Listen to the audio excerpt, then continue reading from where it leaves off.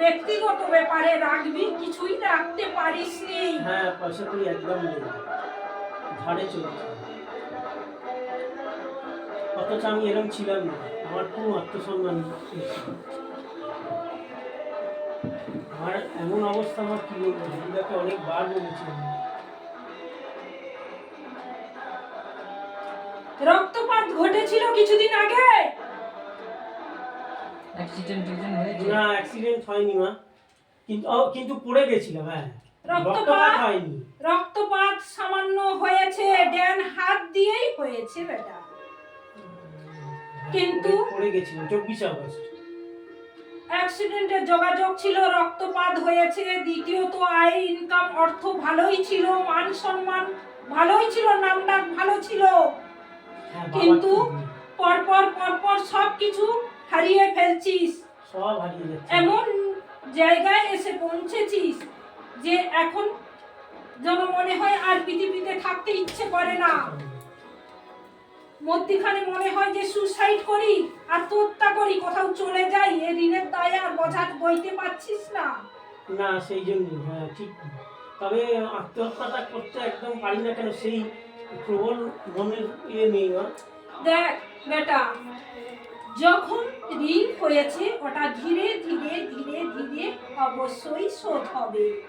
কষ্ট হচ্ছে, আয় ইনকাম কমে গেছে, বাধা বিঘ্ন ভরে গেছে, কিন্তু অবশ্যই বিশ্বাস করে যাকে রয়েছিস সেই তোকে উদ্ধার করবে। হ্যাঁ মা, বিশ্বাস নিয়ে আপনার কাছে এসেছি, কারণের কাছে, বাবা ভোলানাথের কাছে। ভোলানাথ আমার ইষ্টদেব ছিলেন। ওনাকে আগের মতন আর ডাকতে পারিস না, আর মা তারাও তোকে দেখা দিত আগে।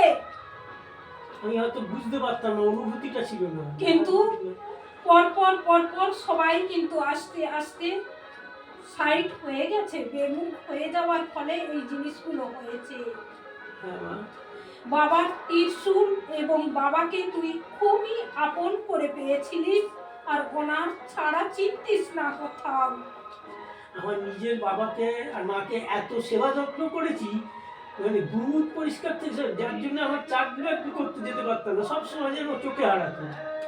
অনেকে এইসব জন্য বলতো যে কি মানে বাবাদের, তোমরা তো নিজে হাতে ছেলেকে নষ্ট করে দিচ্ছ, কিন্তু আমার উপায় ছিল না। আমার মনে হতো, বাবারা মনে করতো যে আমি চলে গেলে যদি, মানে ও চলে গেলে আমার যদি এক্ষুনি মায়েরও পান্ডা বেরিয়ে যায়, ও আমার কাছে থাকবে।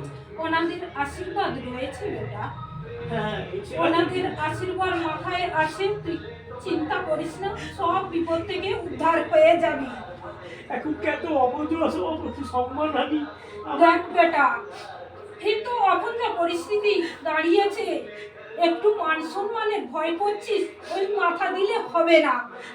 মাথা যদি দিবি তাহলে অত অন্যায় এবং লোকের যারা ভালো হয় তাদেরকে দেখতে পারে না দুষ্ট লোকরা, যাদের কাছে ঋণ নিয়েছিস সময় মতন দিতে পারছিস না বলে অনেক কিছু বলছে, সেটা নিয়ে মাথা ঘামাচ্ছিস। ওদের মাথা ধরে ঘামাতে হবে না ওদের কথায়। কিন্তু মা, আমি কারোর কোনো সময় ক্ষতি চাই না, আমি চাই ওদের মুখটা আপাতত বন্ধ করো। আমার একটা এমন উপায় করুন যাতে আমার ঋণটা শোধ হয়, কিন্তু ওরা যেন আমার মানসিক চাপ না দিতে পারে।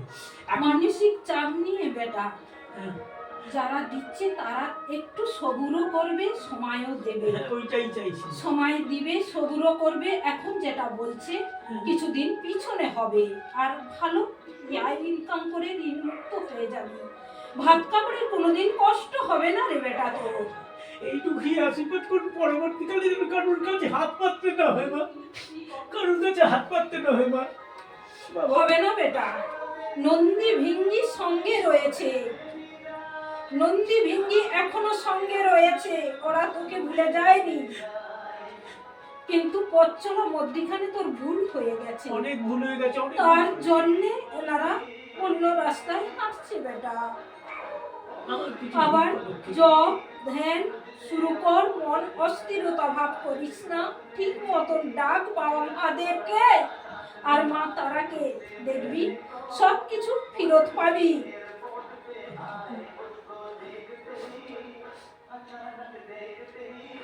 মানে অনেক জায়গায় কাজের ক্ষেত্রে টাকা দিয়ে ঠকেছি, ভুলভাল জায়গায়, এখনো কাজের সুযোগ আসছে না।